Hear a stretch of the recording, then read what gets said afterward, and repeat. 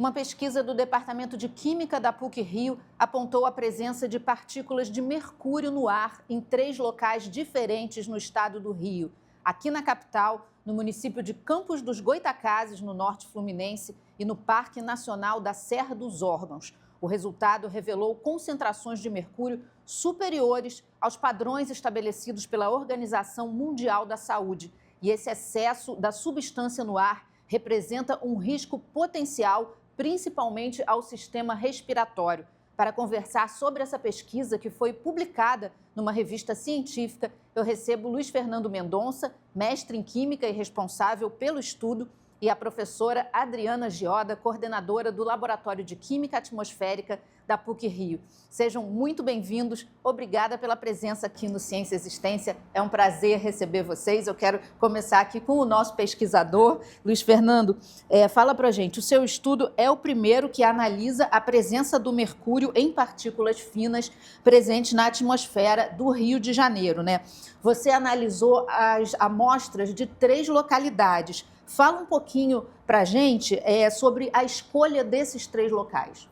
Então, como você comentou, a gente fez a análise desse mercúrio presente no material particulado, que ele já é um poluente bastante estudado não só no Brasil, mas também fora, em outros países. Foi escolhida essas 3 localidades porque isso faz parte de um grande projeto, na verdade, financiado pela FAPERJ, onde tem a presença de pesquisadores tanto na Universidade Estadual Norte Fluminense, na UENF, presente, né, em Campos dos Goytacazes, assim como também tem a participação de professores da UFRJ, da UF. Então, esse projeto ele já contempla 3 níveis de urbanizações diferentes, 3 níveis, tanto que temos a Gávea, onde representa a cidade do Rio de Janeiro, né, uma cidade mais urbanizada. Que é onde está a PUC-Rio, né? Exato. Temos também Campos dos Goytacazes, que quem é responsável por essa pesquisa desenvolvida lá é a UENF. Então já temos, apesar de ser uma região urbanizada, também apresenta essa queima de biomassa, né, principalmente de cana-de-açúcar. Tem um perfil diferente do que temos aqui na Gávea. E Parnasse, que no caso é uma área preservada, então tem um perfil totalmente diferente. Então nesse projeto a gente queria trazer 3 perfis diferentes, 3 níveis de urbanizações diferentes, para a gente fazer um estudo mais abrangente e entender quais são as fontes antrópicas que influenciam em cada região, quais são os poluentes que podem ser identificados e as possíveis fontes em cada região e seus impactos. Então fala um pouquinho para a gente dessas 3, do que você descobriu aí nessas 3 amostras. Tá, então esse projeto ela leva em consideração mais de um ano de pesquisa, na verdade. Então a gente fez coleta tanto de material particulado voltado para análises orgânicas, né, tanto para análises inorgânicas. Então esse estudo de mercúrio ele está voltado muito mais para a parte de inorgânica. O que significa isso? Está voltado para as pessoas que não são da área de química, né? Para as pessoas entenderem. O nosso projeto ele tenta caracterizar, de maneira geral, fazer uma caracterização química dessas partículas, né? Quais são os compostos, quais são os elementos que estão presentes dentro dessa partícula, dessa fração desse material particulado. Então a gente tenta abranger o máximo possível de entender tanto quais são as frações orgânicas que estão presentes, assim como também quais são as frações inorgânicas, os elementos e os íons inorgânicos que estão presentes nesse material particulado, para a partir disso entender quais são os impactos, quais são as fontes, porque a partir de entendendo a composição desse material particulado, a gente consegue promover, assim, o conhecimento e possivelmente também identificar essas possíveis fontes, né? E quais são esses possíveis impactos, tanto no agora, a curto prazo, como também a longo prazo. E aí você identificou que o Rio, se a gente falar em poluição, o Rio de Janeiro não é o pior.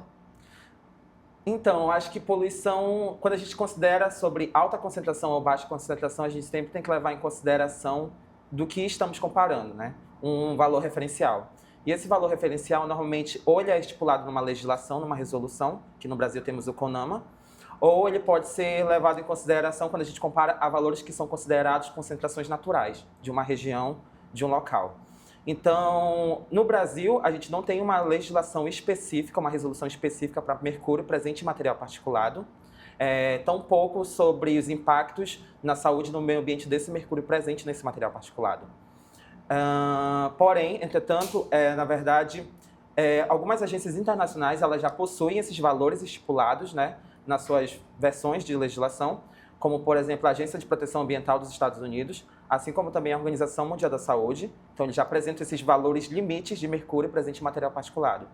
Então, esse mercúrio antropogênico, né, de fontes antropogênicas, eles realmente podem trazer impactos tanto à saúde como no meio ambiente, porém, ele sempre tem que ficar atento ao valor que ele está sendo comparado, né, esse valor referencial, para podermos dizer se realmente está alto ou baixo. E a respeito das 3 regiões, então a gente deu 3 regiões com níveis diferentes de urbanização. Esperávamos, de certa forma, era esperado que as regiões que tivessem maiores concentrações desse poluente seria a Gávea, de certa forma, e Campos de Goycatazes, visto que Campos, principalmente por acontecer a queima de biomassa. E também por regiões mais urbanizadas, então a gente espera, de certa forma, a presença de mais poluentes do que numa região preservada, como, por exemplo, o Parnaso. Que é a Serra dos Órgãos, né? Exatamente. O Parque da Serra dos Órgãos. Isso. Só que no nosso estudo a gente viu outras contribuições. Então, na verdade, quem apresentou as maiores concentrações foi Campos de Goycatazes, né? Principalmente quando se trata do período seco, que é onde acontece a queima de biomassa lá. Então, apresentaram as maiores concentrações devido principalmente a esse fator, mas também à fonte de diesel, né? De combustíveis fósseis. A segunda maior região que apresentou maiores concentrações de mercúrio foi o Parnaso, mas uma das justificativas para isso também possa ter sido, na verdade, o aporte desse poluente proveniente de fontes de massas de ar de outras regiões, até mesmo proveniente dos Andes e de outros países. Então, isso acaba contribuindo, porque esse material particulado ele nunca fica preso, na verdade, na atmosfera de onde ele é emitido. Então, ele acaba percorrendo por outras localidades devido às trajetórias de massas de ar. E, além disso, também, por ser um parque, ele acaba recebendo visitas diárias e também é próximo da BR-116, que faz a conexão do Rio de Janeiro com outros estados e a região serrana. Então, essa contribuição proveniente de veículos da queima de combustíveis fósseis também contribui para que haja uma concentração elevada no Parnaso, quando comparado, por exemplo, à Gávea, onde tivemos as menores contribuições. Uma das justificativas, obviamente, porque como a Gávea ela está próximo do mar, então essa brisa proveniente marítima, né, brisa proveniente do mar, ele acaba auxiliando nessa diluição desse material particulado, do poluente de maneira geral, então faz com que essa concentração ela acaba reduzindo. Interessante. Obrigada, Luiz Fernando. Deixa eu ouvir um pouquinho a Adriana agora. Okay. Adriana, eu queria que você me explicasse, né, qual é o impacto para a população e para o meio ambiente dessa concentração de poeira, de material particulado no ar. Bom, eu vou tentar explicar o que é essa poeira, o que é esse material particulado, né? Porque isso eu acredito que nem todo mundo entenda, a não ser nós cientistas, né, que trabalhamos com isso. Então, material particulado é essa poeira que fica suspensa no ar. Às vezes a gente consegue ver e às vezes a gente não consegue ver. Então, essa poeira ela tem diferentes tamanhos de partículas. Quando a gente tira o pó em casa e vê aquilo ali é partícula, é material particulado de um determinado tamanho. E quando a gente limpa com espanador, como era, né, antigamente se limpava com espanador, achava que estava solucionado os problemas, né? Você jogou para o ar. Só suspendia tudo para o ar e essa poeira ficava no ar e caía de novo. Então, essas partículas maiores que a gente vê, que é essa poeira. E como elas são mais maiores, elas são mais pesadas e elas acabam sedimentando, depositando rápido por perto da própria fonte. Mas as partículas menores de poeira a gente não consegue enxergar. E é essas partículas que têm grande problema para a população, principalmente na saúde. Por quê? Porque quanto maior o tamanho da partícula, menos dano ela causa. E quanto menor, mais dano ela causa. Porque ela vai entrar no nosso trato respiratório. Quanto menor o tamanho da partícula, mais profundamente ela vai entrar no nosso trato respiratório. E se ela for muito pequena, como do tamanho desse estudo que a gente mediu, ela vai para a corrente sanguínea. No momento que ela entra para a corrente sanguínea, ela se espalha por todo o corpo, porque o sangue vai levar ela para todo o corpo. Então, só para você ter uma ideia, os estudos anteriores se preocupavam muito com o trato respiratório, as doenças dos tratos respiratórios associados ao material particulado, esse pequenininho. Mas hoje em dia já se sabe que ele causa muito mais danos do que somente no trato respiratório. Então, já tem estudos associando a Alzheimer, a diabetes, a pressão alta, a obesidade, a parto prematuro, tudo isso associado a essa partícula fina que a gente mediu nesse trabalho. Tá? E, além disso, não só o tamanho da partícula é importante, mas a composição química dela. Por quê? Porque associado a essa partícula tem vários elementos que são cancerígenos. Então, tem alguns metais que são cancerígenos, tem alguns compostos que são cancerígenos, e por isso que a gente estuda, a gente tenta entender quais são os impactos na saúde e no meio ambiente em função dessa composição química. E aonde que o mercúrio se encaixa aí? O mercúrio nesse material particulado? O mercúrio se encaixa exatamente como um dos componentes, né? Um dos metais presentes no material particulado. Então, se a concentração, além da concentração, você falou aí, que 63% das partículas estão, nos dias que a gente já mostrou, estão maiores que os recomendados pela Organização Mundial da Saúde. Então, além da partícula já está numa concentração maior, o mercúrio que está associado a ela também está numa concentração maior do que recomendado. Então, nós temos dois impactos fortes aí, que da partícula e da composição química da partícula, que seria, nesse caso, o mercúrio que a gente estudou. Para esse estudo, a gente faz diferentes estudos, né? Avalia outros elementos, metais e compostos orgânicos, exatamente para saber isso. Tá? E a partícula do mercúrio, ela é dessas pequenininhas que entra na corrente sanguínea? Também, ela vai junto, ela vai carreada junto com essa partícula. Tá? Porque quando a partícula ela entra na corrente sanguínea, ela leva tudo que está associado a ela. Tá? Então... Eu queria que o Fernando falasse sobre essa questão das estações do ano, né? As estações mais secas, você tem uma concentração maior de partículas no ar. Explica pra gente como é que você estudou isso. Então, no nosso estudo, a gente verificou que as porcentagens de concentrações mais elevadas, tanto de material particulado, tanto desse mercúrio associado ao material particulado, elas tiveram maiores concentrações no outono, seguido de primavera e inverno. E com menos significância, tivemos o verão. No verão, de certa forma, acontece a chuva, e a chuva ela acaba auxiliando nessa redução de material particulado presente na atmosfera. Porém, quando acontece a chuva, ela acaba auxiliando na deposição desses poluentes na superfície, levando para o solo, corpos de águas, entre outros. Além disso, no verão também apresenta alta temperaturas elevadas e alta radiação solar, o que facilita com que esse mercúrio ele se desprenda da partícula, né? E ele vá para a forma gasosa, né? Então, como eu falei, a partícula nunca, onde ela é emitida, ela nunca fica só lá naquele ambiente, principalmente as partículas finas, porque elas podem ser levadas pela atmosfera, pelas massas de ar para outras regiões. Então, principalmente quando está na forma de partícula, esse mercúrio associado a essa partícula, ele pode chegar muito bem a outro estado, a outra cidade, até mesmo a outros países, como foi visto no nosso estudo, que teve esse aporte proveniente de outros países daqui da América Latina, até mesmo dos Andes. E principalmente quando se trata de fração gasosa, que não foi o nosso estudo, mas para futuros estudos complementares, a gente pretende estudar isso também. Esse mercúrio presente também na forma gasosa, ele também pode acabar contribuindo, né? E trazendo impacto para outras regiões também. A umidade maior do ar no verão também contribui para diminuir a quantidade de partículas? Então, no verão acontece chuvas com mais frequências, porque está associado juntamente com a primavera, o que chamamos de estação chuvosa. Então, nessa estação chuvosa ocorre bastante chuva, essa chuva reduz esse material particulado na atmosfera, porém, quando ela faz essa chuva, ela acontece, ela pega esses poluentes e deposita, né, na superfície da Terra. Só que, além disso, no verão, como eu falei, ocorrem alguns outros processos que podem facilitar, tanto para que ocorra que esse mercúrio saia da partícula e vá para a forma gasosa, ou até mesmo proveniente de outras regiões dessa trajetória de massa de ar e trazendo esse mercúrio que está associado à partícula para o Rio de Janeiro ou até mesmo para outras cidades. Quando se trata de impacto, principalmente quando está relacionado a isso, porque a partir do momento que ocorre uma chuva, ocorre essa deposição. Então pode chegar a corpos de águas, pode chegar ao solo, e isso é apenas o início de uma cadeia de consequências que isso pode gerar no futuro. Então isso acaba trazendo impactos tanto a curto prazo, médio e a longo prazo também.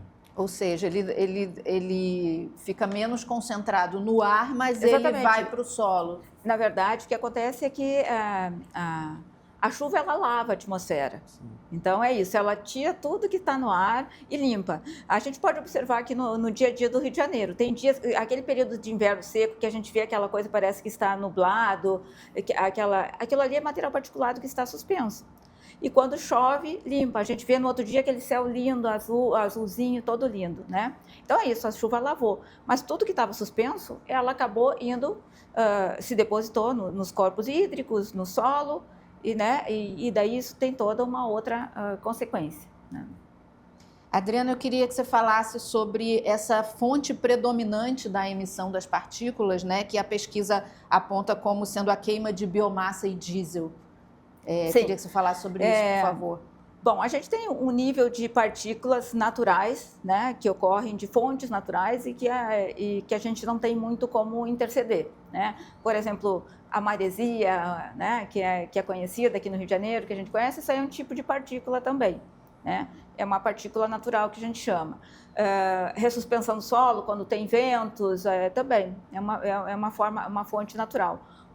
Até partículas que não são tão boas, como as dos vulcões, as tempestades de areia, são fontes naturais. Agora, o que tem causado danos ao meio ambiente e à saúde são as fontes que a gente chama antropogênicas, que são causadas pelas atividades humanas. E a principal delas é a queima, tanto de biomassa quanto de biodiesel. Então, por isso que durante as queimadas, né, que teve esse ano, que foram super enormes, né, foram super grandes, né, o que se via era o material particulado. Então, toda essa poluição que se teve, que a gente falou muito nas queimadas, estava se referindo a esse mesmo material particulado que a gente está falando agora, né, que cobriu cidades, que perdia visibilidade, que muitas pessoas foram parar em hospitais por causa de crises respiratórias. Então, isso é material particulado devido à queima de biomassa. Mas o problema diário nosso é a queima de combustíveis fósseis, gasolina, diesel, né? Então, esse tipo de queimada, ela gera essas partículas finas, que são as mais tóxicas. Então, as partículas grossas, elas geralmente são geradas por fontes naturais, então elas são menos tóxicas. Tá? Então, essas partículas são principalmente decorrentes dessas duas fontes. Não que não tenha outras, tem, mas essas são as principais. Por isso que hoje em dia os combustíveis fósseis são tidos como um dos grandes vilões em termos de qualidade do ar, principalmente nas cidades, né? E esse material particulado proveniente de queimadas, ele tem mais concentração de mercúrio, menos concentração de mercúrio? Os dois têm fonte de mercúrio. Então, como a gente viu, a queima de biomassa tem mercúrio em função do solo, do tipo de planta, enfim. E o próprio petróleo, ele tem traços de mercúrio, que quando ele é transformado em diesel, em gasolina, quando a queima, ele acaba indo também para a atmosfera, se juntando a partículas ou ficando na forma gasosa. Entendi. A gente vai fazer um intervalo rapidinho, Ciência e Existência volta já já, não sai daí.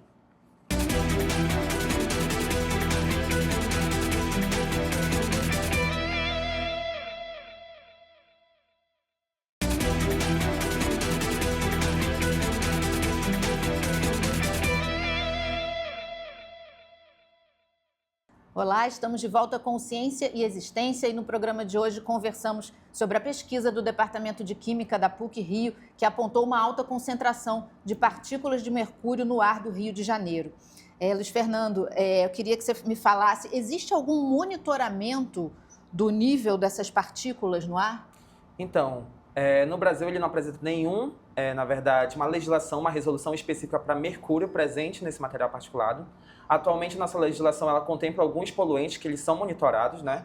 Como quais, por exemplo? Como o material particulado 2,5, que é o material particulado que é essa fração fina, que a professora havia comentado anteriormente. Uhum. Alguns outros gases, como óxido de nitrogênio, assim como também óxido de enxofre, então, que normalmente esses gases são provenientes realmente de fontes antrópicas, né? Então, nossa legislação ela contempla, de maneira geral, esses poluentes que são normalmente e majoritariamente mais pesquisados, porém, na nossa resolução não apresenta ainda a presença de mercúrios em material particulado. Ou seja, a gente ainda não tem números disso. Exato. Né? Não tem um monitoramento.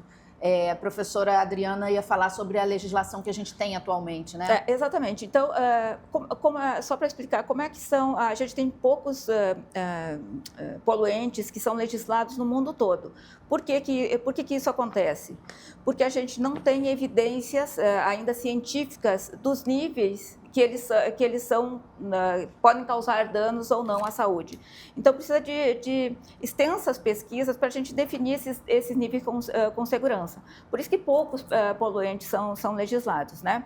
Então, o Brasil ele segue o que os outros países fazem, só que a gente está com um atraso na nossa legislação, embora tenha havido um esforço muito grande nos últimos anos de buscar acompanhar a Organização Mundial da Saúde. Então, esse ano, com o sancionamento da Política Nacional de Qualidade do Ar, então foi estipulado prazos até a gente chegar aos níveis da Organização Mundial da Saúde. Mas não é de um dia para o outro, porque a gente não adianta só mudar os padrões se a gente não mudar as fontes. Então, tudo tem que ter uma adequação de toda a cadeia produtiva, da sociedade, do uso. Então, precisa de várias, de várias frentes para a gente poder chegar aos níveis que são considerados ideais. Tá? Então, precisa muito também do poder público para atuar nessa frente, e dos cientistas para fazer o monitoramento, porque a gente precisa de números.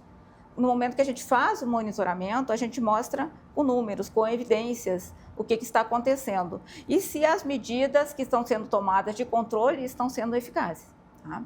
Então, nesse quesito, o Rio de Janeiro sai à frente, porque é um dos estados, foi o primeiro estado do Brasil que começou a fazer o monitoramento da qualidade do ar, e é o estado que mais tem estações de monitoramento no Brasil. Então, isso é muito bom, né? Mas tudo isso tem que ser expandido para todo o Brasil, porque a gente não pode criar padrões baseados apenas no Rio de Janeiro, embora o Rio de Janeiro possa ter seus próprios padrões. Mas essa legislação que você citou, ela é federal? Federal. E ela coloca um prazo? Coloca um prazo, mas o prazo porque ela começa com vários padrões intermediários até chegar no padrão final. Então, a partir agora em 2025, vai mudar, vai para o segundo padrão intermediário. Nós estamos no primeiro, vai para o segundo. E, na verdade, o último, que é o quarto, antes de passar para o padrão final, vai ser só em 2033, se eu não me engano. Né? Então, ainda vai demorar bastante.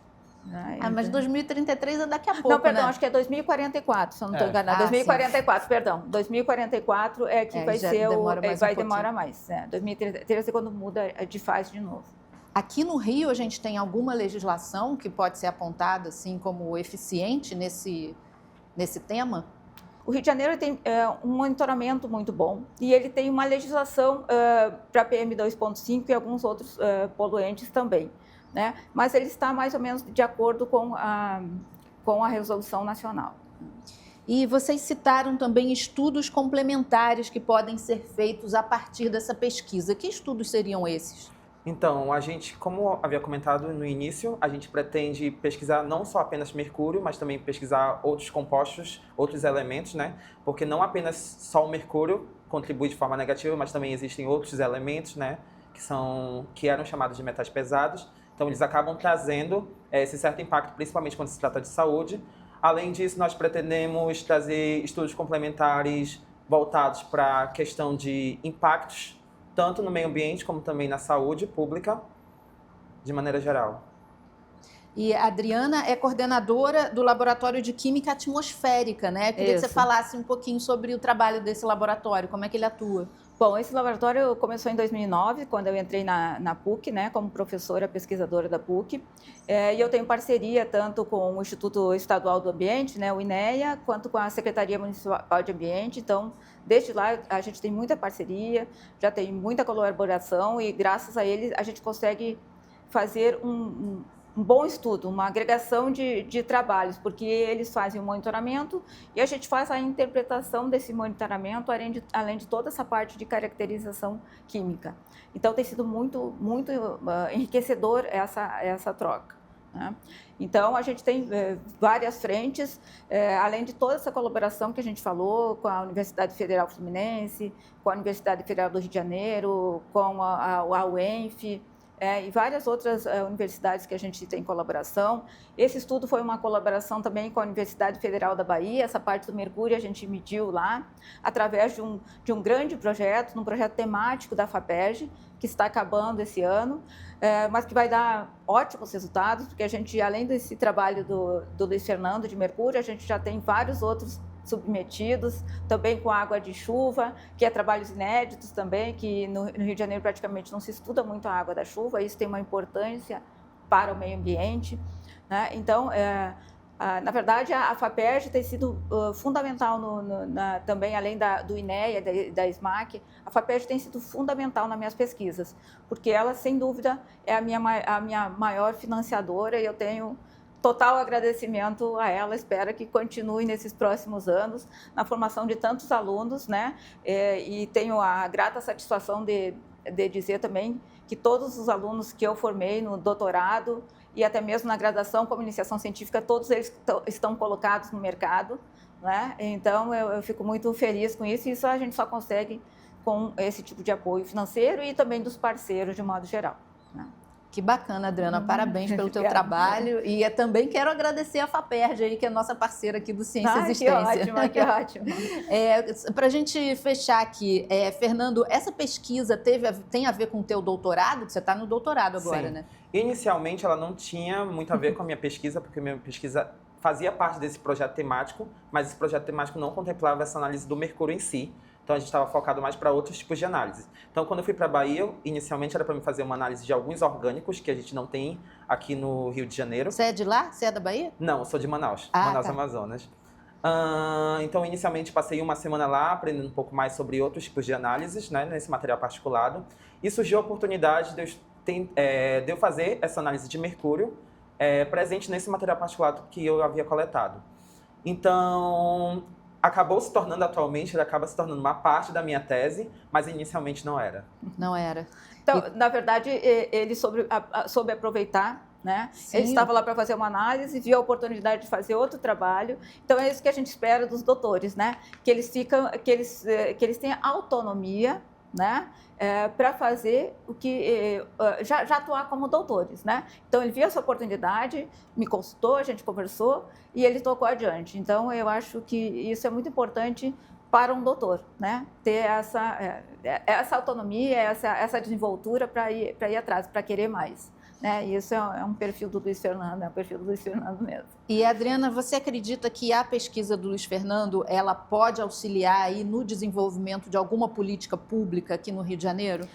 Eu acho que ela chama a atenção, né? Porque como é a primeira, a gente também, quando a gente fala em monitoramento, esse monitoramento, embora de um ano seja um monitoramento que a gente considera como ideal, né, para fazer um estudo científico, ele precisa ser de longo prazo, para a gente conseguir realmente ver tudo o que acontece na atmosfera, porque a atmosfera é muito dinâmica.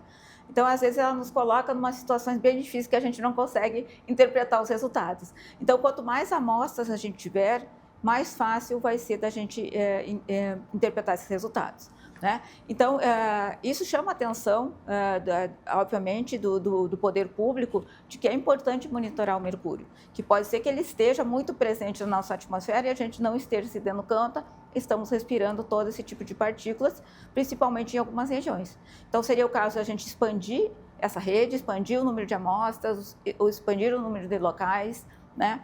Fazer uma amostra de mais longo prazo para ver exatamente qual é esse perfil. Porque, como a gente diz, é o pontapé inicial, mas a gente não pode dizer, é sempre assim. A gente precisa de um tempo longo de estudo para ter mais garantia. Claro. Né? E o financiamento é necessário. Importantíssimo. Importantíssimo, né? Adriana, parabéns pelo teu trabalho. Muito obrigada por ter vindo aqui explicar esse tema complexo para a gente. Não é tão simples assim, tem que ser explicadinho. Não tem problema. Luiz Fernando, muito obrigada também. Parabéns aí pelo teu trabalho. Sucesso no doutorado. Muito obrigada por ter vindo aqui no Ciência e Existência. E obrigada também a você que nos acompanhou. Se gostou do programa, quer rever, acesse o nosso canal do YouTube e acompanhe a nossa programação pelas redes sociais. TV Alerj, o canal do Povo. Até a próxima.